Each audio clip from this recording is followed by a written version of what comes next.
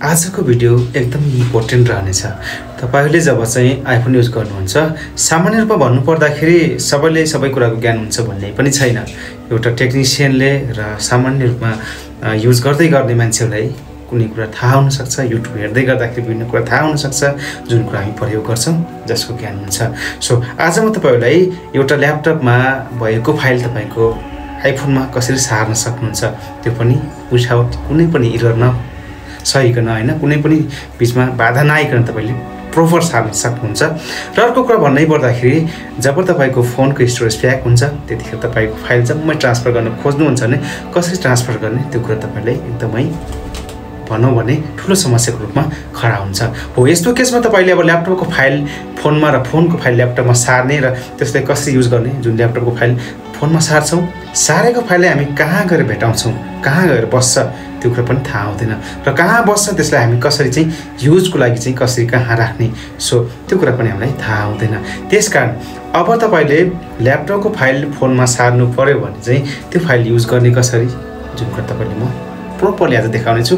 So भिडियोको लास्टसम्म जोडिनु होला, तपाईलाई एकदमै इम्पोर्टेन्ट हुन्छ। तपाईको लागि यो भिडियो तो भोलिको लागि चाहिँ यो समस्या समाधान गर्नेछ। सो गाइस हामी ढिला गर्ने छैनौं, अब यो कसरी गर्ने यसको फलो के हो सो हामी भिडियोमा हेर्नेछौं। Let's start. जसको लागि तपाईले ल्यापटपमा चाहिँ आइट्युन्स डाउनलोड गर्नु होला।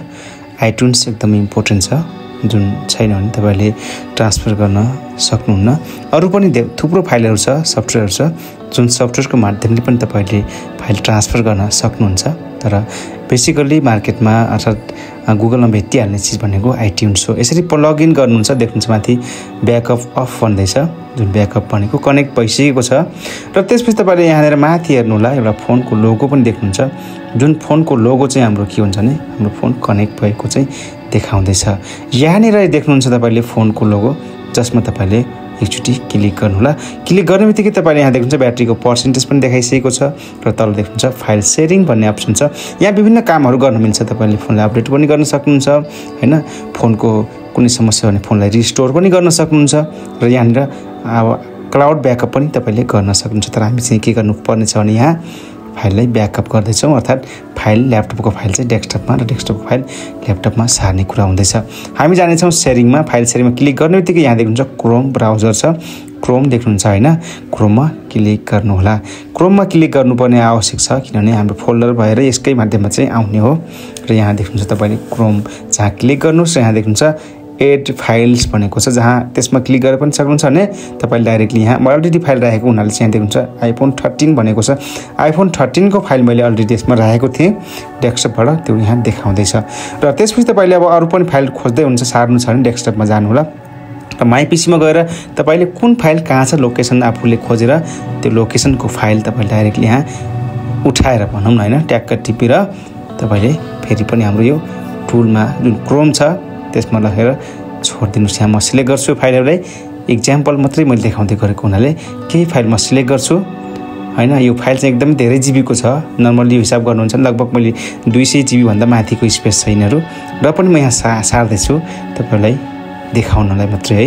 अब यो फाइल जाँदै गर्दाखेरि देख्नुहुन्छ माथि हेर्नुस् त, माथिबाट चाहिँ सानो लाइनहरु भरिदैछ जुन नीलो स्क्रिनमा छ, नीलो कलरको छ। सो यसरी तपाईले फाइल सार्न सक्नुहुन्छ। यसरी फाइल सार्दै गर्दाखेरि अब तपाईको फाइल विभिन्न तरिकाले त्यहाँ बसेको हुन्छ है, विभिन्न ठाउँमा बसेको हुन्छ हो, त्यो फाइल चाहिँ तपाईले भेट्नु पर्ने आवश्यक छ।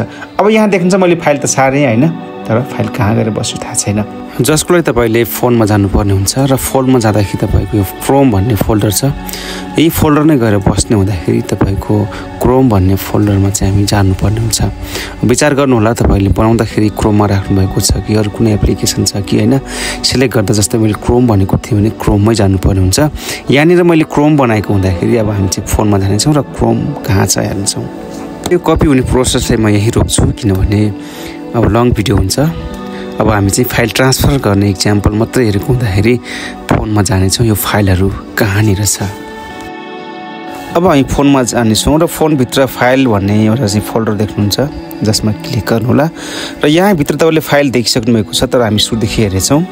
सुरुदेखि हेर्नको लागि चाहिँ हामी देख्नुहुन्छ अन माइ आइफोन भनेको छ, जहाँ क्लिक गर्नु होला र यहाँ क्लिक गरेपछि तपाईले देख्नुहुन्छ यस्तो खाले इन्टरफेस। यहाँ यो फाइलहरु हाम्रो चाहिँ यहाँ देख्नुहुन्छ ब्राउजमा गएर तपाईले देख्नुहुन्छ अन माई आइफोन जसमा क्लिक गर्नुहोला।